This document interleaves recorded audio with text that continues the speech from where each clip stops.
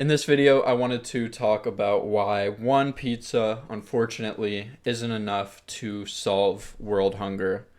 I'm speaking to you at a Bitcoin block height of 924,228, and let's just get into it. The idea for this video just came from a tweet thread Forrest and I had earlier, and I just thought it was funny and illustrative of where we are in terms of people understanding how Bitcoin works.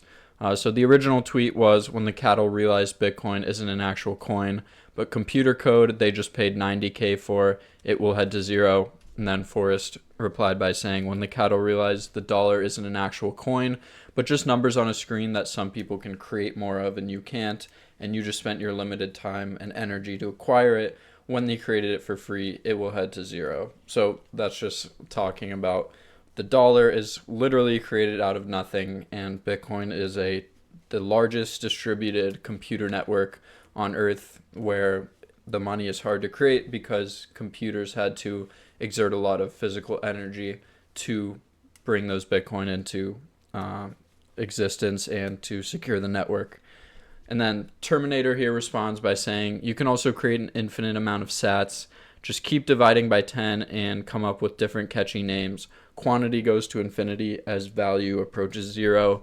I responded by saying, if this is true, I just discovered an infinite food hack. I bought a pizza last night. I'm going to keep dividing it into 10 pieces every day.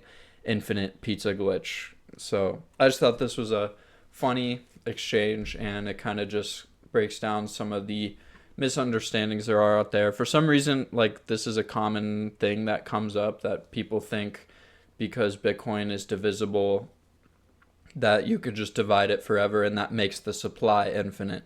But as we know, we can't just cut a pizza into infinite slices, right? You have different units of measurement. Like, you have the pizza and the slice, and just in the same way you have Bitcoin and sats.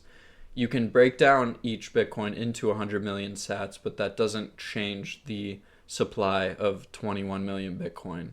The divisibility is simply for accessibility of the asset, right? That makes it so technically the economy could run on one Bitcoin because you could just divide it into infinite pieces, but that doesn't change the overall supply. It's just a infinitely smaller piece.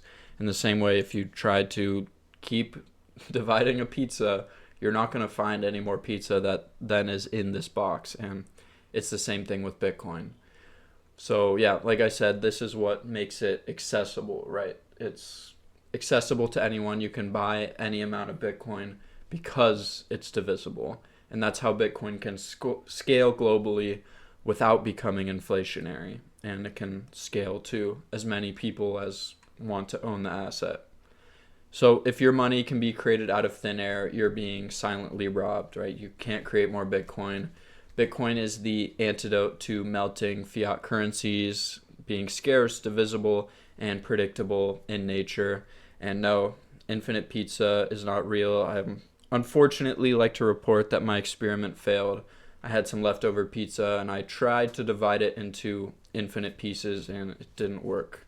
So I'll keep working on solving world hunger. I'll let you know if I make any progress on that. But yeah, if you enjoyed, leave a like and subscribe. That helps out the channel a ton. And as always, together, let's work, save, and build a better future with Bitcoin. See you in the next video.